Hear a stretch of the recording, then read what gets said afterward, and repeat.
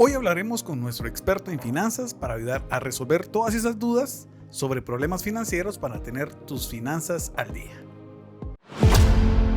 Reconexión, un espacio para reconectarte con lo que piensas y sientes, siendo el contacto con la realidad que te hará despertar y ver la vida tal como es para que puedas vivirla al máximo.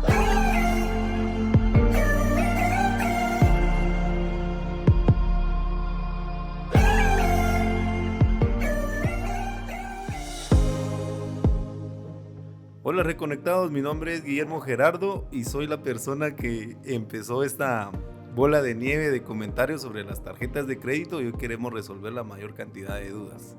¿Qué tal, reconectados? Mi nombre es Luis Montúfar y yo tuve una gran deuda con una tarjeta de crédito por un par de días que me pasé, que se me olvidó mi fecha de corte. Hoy queremos presentar a nuestro invitado, le vamos a decir el profesor, ¿verdad? ¿Cómo les queremos explicar? Porque en mi parte yo decía es que si no sale la cara o que la grande habla, la Mara siente que es poco creíble, ¿verdad? O la credibilidad. Sin embargo, podemos tocar algunos temas donde puede ser afectado nuestro invitado. Y entonces por eso que también queremos cuidar la integridad de él. Porque tenemos el honor de tener en Reconexión a uno de los expertos más destacados en el campo de la banca, con más de 17 años de experiencia en el sector financiero y que también tiene un historial impresionante porque actualmente trabaja en el asesoramiento de grupos financieros y cooperativas y que hoy nos va a ayudar a poder salir de estas montón de dudas que hemos tenido en todas las redes sociales. Así es que vamos a hacer ya el enlace vía telefónica con el profesor. Estamos grabando de noche porque por el tiempo del profesor ha sido muy difícil contactarlo en el día. Buenas noches, profesor, ¿cómo se encuentra? Gusto saludarte, Guillermo. Luis, gusto saludarte, ¿cómo están? Bien, gracias a Dios. La verdad que para nosotros es un honor tenerlo aquí, sobre todo porque queremos ayudar en este caso a los guatemaltecos, para que puedan ellos encontrar una solución, ver si existe una solución, si es viable, o si no, o que quizás solo nos han vendido como mentiras o como dicen algunos. De hecho, el licenciado Edgar Ching, al cual le agradecemos que fue uno de los que se empezó a preocupar y fue a investigar, igual al otro licenciado, ¿cómo se llama? El Canchito. García, pero no sé el nombre. En algunos momentos quiso decir como que era mentira lo que decíamos, pero hoy vamos a plantear bien. Cuando yo dije de que fueran a la superintendencia de bancos, lo único que quería era que fueran a ver cuál era su deuda real. Uh-huh. Fueran a la institución donde tienen su deuda y que en base a esa información pudieran ellos negociar. Uh-huh. Que no les fueran a estar cobrando interés sobre interés. Nunca dije de que la superintendencia iba a perdonar la deuda o la iba a pagar ellos. Entonces, pero hoy vamos a resolver todas las dudas que puedan salir. Y la primera de las preguntas que surgió fue: ¿cuántos días son para que una cuenta de tarjeta de crédito entre en mora o cómo se maneja esto? Bueno, yo considero que para primero entrar en contexto y en materia, es importante que solventemos la duda acerca de la superintendencia de bancos. Porque de esto vamos a empezar a sacar todas las demás inquietudes que han empezado a trasladarles, y creo que es fundamental que empecemos primero aclarando qué es la superintendencia de bancos. ¿Sí? La superintendencia nada más es un órgano o es un ente que va a normar la conducta de todos los bancos dentro del sistema financiero del país. Ok, ¿qué sucede? Con toda la razón del mundo, puedes ir tú a la superintendencia de bancos, indicar que tienes un producto en cualquier banco del sistema y que te están cobrando intereses o que quieres negociar con ellos. No es que la superintendencia del banco al final del día tenga la solución. La superintendencia de bancos lo único que hace es que te manda a llamar a ti como entidad financiera y solicita un informe circunstanciado. Para eso las entidades financieras tienen de 3 a 5 días hábiles para poder responder, y en ese informe te van a poder detallar tu saldo capital, que fue lo que gastaste hasta el último día, más los intereses moratorios, cargos, intereses por mora, gestiones de cobranza y un sinfín de cosas más que te van cobrando. Si la tarjeta ya se encuentra en un estatus de demanda, que se le llama coloquialmente de demanda, pues también ahí te pueden detallar cuántos son las costas judiciales o los honorarios del abogado y lo que tienes que pagar para desistir del proceso, adicional de tu saldo capital. Entonces, por eso, cuando tú pides un informe circunstanciado a la CIF, la entidad financiera lo remite y entonces es donde empiezan las negociaciones y te hacen ofrecimientos para que vea la superintendencia de que la entidad financiera está en la total disponibilidad de poder brindarte un súper descuento y salir hacia atrás. El pase. Sí. Si algo hay que aclararles esta noche a todos los reconectados y en especial a ustedes dos también, es que no vamos a inventar el agua azucarada con más azúcar, sino que solamente vamos a compartirles el conocimiento a través de esta larga trayectoria y que son las dudas que generalmente se están brindando cuando uno se encuentra inmerso en este problema que es tener una deuda encima. Entonces, volviendo a la pregunta que me hacías del tiempo para que a mí me empiecen a tipificar como mora. Recuérdate que cuando a ti te dan una tarjeta de crédito, te dan una fecha de corte y una fecha máxima de pago. ¿Sí? Entonces, si tu fecha máxima de pago es el 31 de mes, quiere decir que tú hasta ese día tienes para pagar. Si el día 31 tú no pagas, empiezan a hacerte cargos por gestiones de mora o atraso. Adicional, tu fecha de facturación o tu fecha de corte es el día 5, donde tú, señor banco, vas a decir, bueno, voy a traer todos los consumos del mes anterior y se los voy a facturar este día. Si tú, ojo, en tu fecha de corte, que es, digamos, el 5 de cada mes, no pagaste, a partir de ese día empieza a contabilizarse como una tarjeta de mora. Empiezas con una mora de 30 días y empieza tu contador de una mora de 30 días con un día de atraso. Si no pagaste el primer día y llegas al día 10, empiezas en una mora de 30 días con 10 días de atraso. Entonces, tú vas a empezar, para resumir, a estar en mora a partir del día después de tu fecha de facturación, de tu fecha de corte. Es correcto. No, pues, no. Porque tenés que ponerle, habías dicho que es el 31 de cada mes la fecha de pago que tenías que pagar. Si te tocaría el primero y no pagases el primero, o más bien a partir del primero donde ya tenés... Ya tenés recargos, pero todavía no estás centrado en mora, porque la mora empieza a partir de la facturación o de la fecha de corte. Él estaba dando que fecha de pago 31, no pagué. Puedo todavía pagar antes de que me hagan esa fecha de corte, porque si no hago el pago a la fecha de corte, ahí sí ya entro en mora. Sí, después de tu fecha máxima de pago te va a empezar a premiar lo que son los pagos tardíos y los intereses bancarios. Si al día 5, que fue tu fecha de facturación o tu fecha de corte, como se le denomina, no hiciste el pago, ya empieza a contabilizarte como una cuenta en mora, como una tarjeta en mora. ¿Hay algún porcentaje específico que maneje todas las instituciones bancarias o cada banco, cada institución tiene el criterio de qué porcentaje de interés te cobra? Recordá que eso va a quedar a criterio de cada banco, porque algunos bancos puede que te hagan el cobro del pago tardío. Algunos te lo pueden cobrar por 50 quetzales, otras entidades te cobran 150, otras cobran 200. O sea, queda a criterio y sus reglas o políticas de cada banco. Exactamente. La otra pregunta. Pues la gran política. Sí, está en calidad la casaca. Mira, pues, ¿qué pasa después de que te dicen que pasa a jurídico? Cuando te llaman, ¿va? O en realidad, ¿qué es jurídico? Cuando supuestamente vos ya no pagaste y todo este rollo de que te empiezan a llamar y no pagaste y que te dicen, bueno, entonces ahora lo vamos a llevar a jurídico. ¿O hasta qué días se necesitan para ya estar en jurídico? Lo importante de todo esto es aclarar de que estos no son tips de cómo dejar de pagar o cómo vamos a desvanecer una deuda, sino que yo creo que la génesis y la esencia de todo lo que ustedes han traído acá es para evitar llegar a estos puntos y evitar que tengamos sobreendeudamientos o endeudamientos innecesarios. Pero bueno, entremos en materia. ¿A qué le llamamos jurídico o a qué se le denomina de jurídico? Se le denomina estatus jurídico a una cuenta que dentro de 4 o 5 meses el banco no pudo recuperarla. O la entidad financiera o la cooperativa, porque ahora incluso hay cooperativas que tienen sus propias tarjetas de crédito. Entonces, como no las pudieron recuperar, tú como entidad financiera ya no puedes cobrarlas. Entonces las trasladas a una firma de abogados y ellos empiezan a hacer una gestión de cobranza después de esos 5 meses. O sea, es decir, a los 5 meses y un día, ellos empiezan a trabajar ese estatus jurídico.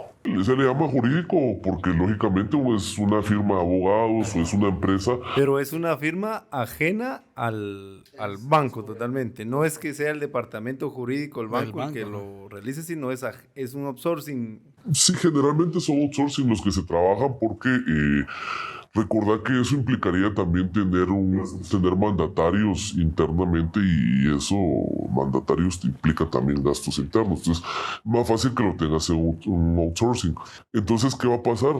Que ellos van a hacer el último intento de cobrarte esa cuenta, ese saldo, pero al no tener ninguna respuesta y pues que no se los lograste pagar, ellos lo que hacen es poner la demanda ante un juzgado, entonces ante un juez competente se pone la demanda. No vamos a entrar en tecnicismos de juzgados o algo porque creo que no vamos a perder más a los reconectados y lo que queremos es indicarles cuáles son los pasos que deberíamos de estar evitando. Entonces, cuando presentan la demanda, cuando tú presentas una demanda, porque hay que hacer una separación bien importante, ¿sí? Nadie te puede decir de que te voy a demandar y que por no pagarme te voy a llevar tu caso al Ministerio Público. Eso es incorrecto. La demanda nada más ocurre en el lado civil. Y el lado civil tiene que ver todo lo que es procesal civil y mercantil, comercio y todo esto. Todo lo que ve el Ministerio Público son acciones penales, únicamente. Sí, entonces vamos a ir ordenando esas ideas. Entonces, cuando tú presentas esa demanda, le haces la solicitud al juez de que necesitas garantizar de que ese saldo venga de regreso. Pero lógicamente yo como abogado necesito cobrar mis costas judiciales por el trabajo que yo hice de cobranza, de irte a buscar, hacerte un llamamiento de última hora o una citación para confirmarte, y todos esos medios de prueba se adjuntan en una carpeta que se presentan el día que presentas la demanda. ¿Sí? Entonces a eso se le denomina el estatus jurídico o el estado jurídico y eso significa que es jurídico.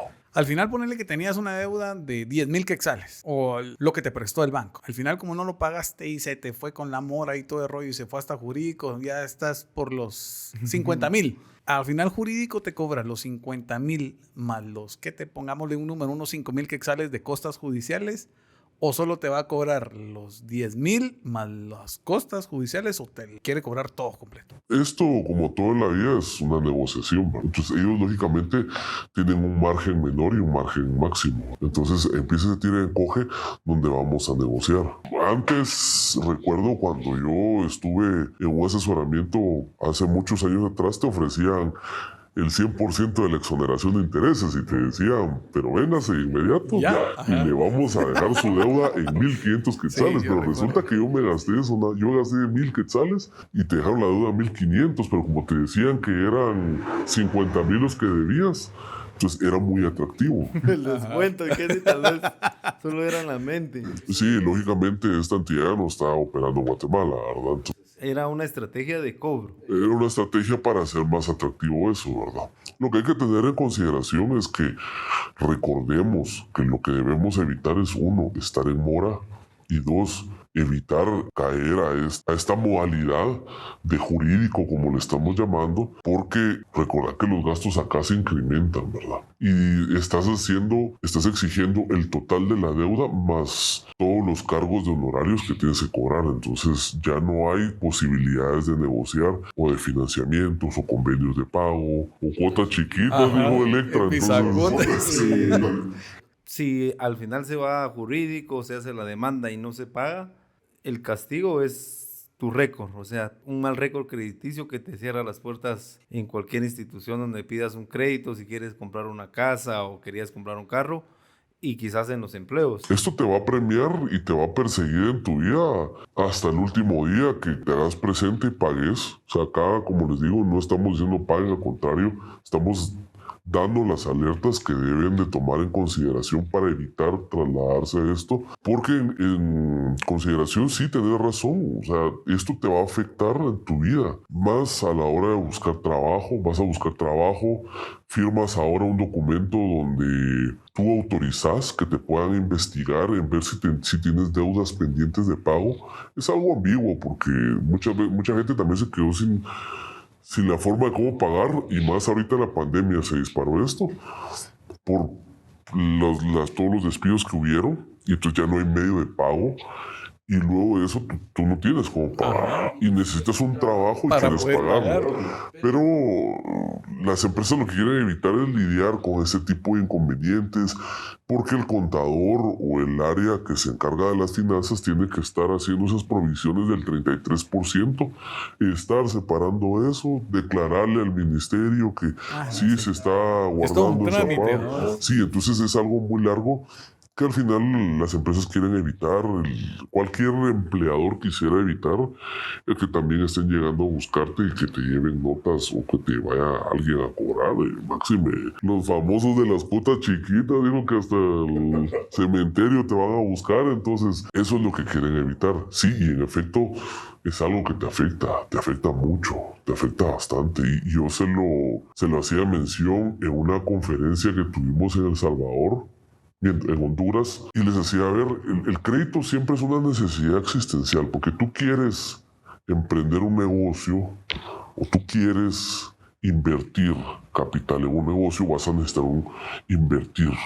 Hasta los máximos empresarios de las potencias mundiales Se apalancan. invierten, sí, se apalancan, dijo el Barça, o invierten el dinero a través de financiamientos, no utilizan sus patrimonios, entonces ellos utilizan financiamientos. Entonces, si ellos, que son grandes empresarios, necesitan de un financiamiento, como no alguien de la micro o pequeña o mediana empresa que necesita un apalancamiento para poder soportar eso y salir adelante. Sí, yo quisiera aprovechar que lo tenemos aquí vía telefónica. Hace muchos años yo fungí como contador de una empresa y yo creo que el problema radica también en que no hay una capacidad de pago, pero se da porque las personas que venden las tarjetas muchas veces contribuyen a dar una falsa información de la capacidad de pago de las personas. Ejemplo, a mí a veces me iban a hablar y me decían, hágale la carta que gana 10,000 y él tal vez ganaba el sueldo mínimo en ese entonces. El problema es que le autorizaban ese límite de crédito sobre 10,000 y esa persona, pues como no había una cultura financiera, se gastaba su dinero y a veces la topaba y hasta pedía el extra y el intra y todo lo que pudiera haber. Era una cuenta que jamás iba a poder pagar porque su capacidad de pago no era esa realmente. ¿Qué pasa ahí? ¿Hay algún control o para las personas que se han pasado de vivas, según ellas, poniendo una falsa información y que le van a dar un crédito mayor? Es un riesgo por si se quedan sin un empleo, porque la cuota va a ir equivalente de acuerdo a lo que reportaste, me imagino. Mira, acá hay algo bien importante que debemos aclarar, que no debería existir ese tipo de prácticas porque éticamente y moralmente no son correctas ni son adecuadas. Pero sucede. Pero pasa, hombre. Si conocidos nos pedían tarjetas. Pero de todo hay en la viña del Señor, dirían ustedes. Entonces, recordad que siempre hay un margen, 99.9, y ese 0.01% puede ser el que se te escape, porque realmente acuérdate que siempre hay una evaluación crediticia previamente a otorgarte y concesionarte esta tarjeta de crédito, ¿verdad? Pero no obstante, lo más importante acá es tu moralidad y tu conciencia de saber que si yo gano 3,500 quetzales, ¿por qué voy a pedir una tarjeta de 20,000 y reportar gastos de 20,000? Primero, tienes que poderte pensar, ¿para qué los quiero? ¿Tengo cómo pagarlos? No. Nunca, no se tiene la capacidad de pago. Si ni siquiera para pagar la luz, entonces, o sea, si no tienes, y tienes que ser consciente de lo que te queda libre, son 500 o 300 quetzales, ¿cómo quieres sobregirarte 1,500% de esa forma? Entonces, Acá yo rescataría algo muy importante y lo más valioso es hacerle ver a todos los reconectados que algo que han mencionado ustedes es controlar tu egocentricidad y controlar esa parte en la que yo necesito una tarjeta acorde a mis ingresos, ¿sí? Porque si a mí me dan una tarjeta por 5,000 quetzales y yo gano 5,000 quetzales, yo no puedo pagar los 5,000 quetzales de entrada. Porque sabes que tienes gastos en casa. Porque no son libres esos 5. No son libres. Pero haciendo un escenario muy idealista y digamos, pero yo dejo de pagar todo lo que en mi casa tengo que aportar y puedo soportar los 5,000 quetzales, perfecto. Esa debería ser tu realidad. Y sobre eso deberías de moverte. Saber que tienes y necesitas eso, pero acorde a tu necesidad. Fíjate que lo que me sucedió a mí fue que tal vez mi crédito era acorde, pero como me dieron ese mismo crédito en diferentes instituciones, o sea, ya no sé si existe alguna información dentro de los bancos donde saben que yo ya tengo una tarjeta. Y démosle otra de ese que mismo. ellos me dan otra y aquellos me dan otra y yo hago una colección y ya haciendo la suma de todos esos límites que me dieron tal vez 2,000, 3,000, pasa quizás en un 300% mi capacidad de pago. O sea, ¿existe actualmente alguna ley o algo donde ellos digan, bueno, este muchacho ya tiene una tarjeta que solo para eso le va a alcanzar para pagarla, ¿por qué le voy a dar yo otra? Recordad que este tipo de crédito, que es un crédito más fiduciario, su figura más fiduciaria, debería de tener ciertas limitantes. Pero la limitante debería empezar por vos, porque saber que para qué querés 5 tarjetas de 10,000 si ni una vas a poder pagar. O sea, eso debería ser lo ideal. Pero en la carrera de las ratas, sí, recordá que también te sumergís y te cosificás en eso y haces de que necesito una tarjeta, porque como ya tenés originada otra, entonces pedís la otra y si el colombiano da tarjetas de crédito, también hasta él le pido una, ¿no? Dale, me hiciste tac. Vaya, ahora mira, me pareció muy interesante. Ahora hablando de tarjetas, ¿existe el truco como para poder subir tu crédito? En varios TikToks salía que tu fecha de corte es el 5 y tu fecha de pago es el 31. Si pagas 10 días antes y después pagas un día antes, el banco detecta que no sé qué, que sí tenés. ¿Son casacas o funciona o no funciona aquí en Guate? Mira, recordá o hay que ver que eso no es de este país, ¿sí? Y recordá que todas las instituciones financieras trabajan con algoritmos por medio de plataformas digitales. Sí, antes porque recuerdo yo que en aquellos años vos llenabas un formulario y todo era a mano y te hacían hasta un montón de números, plan de inversión de tu tarjeta y todo era manual y de esa forma era como que tal vez no había más controles porque estábamos en un sistema financiero todavía muy atrasado. Hoy por hoy, todas las asesorías que he brindado hemos visto que hay plataformas que detectan incluso la hora y el día o con cuántos días de anticipación haces tu pago. O si sos de los que esperas hasta el último día, pero tenés el dinero ahí en la cuenta. Tipo el pago de circulación que esperas hasta el 31 de julio y que no funcione para que te den prórroga todavía 5 días. ¿No?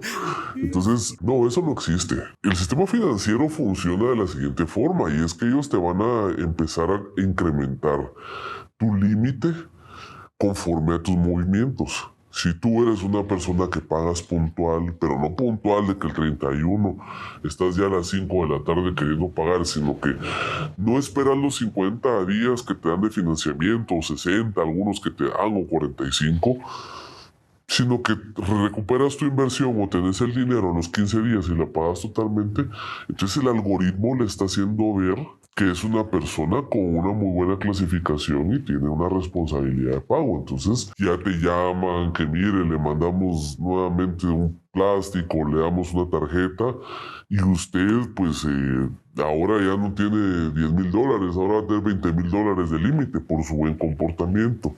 Y eso es lo que van midiendo, pero que yo te diga que salga a ver que porque hoy la luna está en cuarto menguante y aquí estemos a 39 grados centígrados de este lado del mundo y, o sea, que eso vaya a condicionar tu comportamiento y que mejore, no, eso no.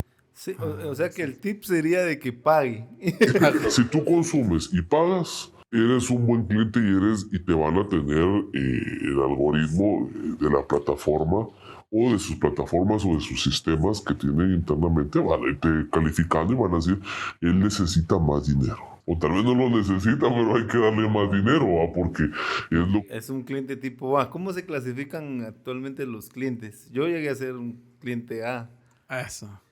Pero ahora no. La grande que ustedes dos. como cada casa tiene su orden, ¿va? Y todos, o te pueden decir tipo A, o un cliente bueno, o sea, te pueden tener en eso, pero recordad que lo importante acá están primero los comportamientos buenos, o los clientes A, o los clientes de puntuación 10, luego están los clientes de puntuación de 7 a 6, o de 8 a 6, que en este caso, digamos, serían regulares, o buenos, o un cliente tipo B, y de 5 para abajo ya puedes empezar a decir, aguas, alerta, ¿va? Esto es importante, mejor empiecenlo a buscar porque o sea, te empieza a tirar esa alerta de que ya es alguien que tiene problemas en sus formas de pago.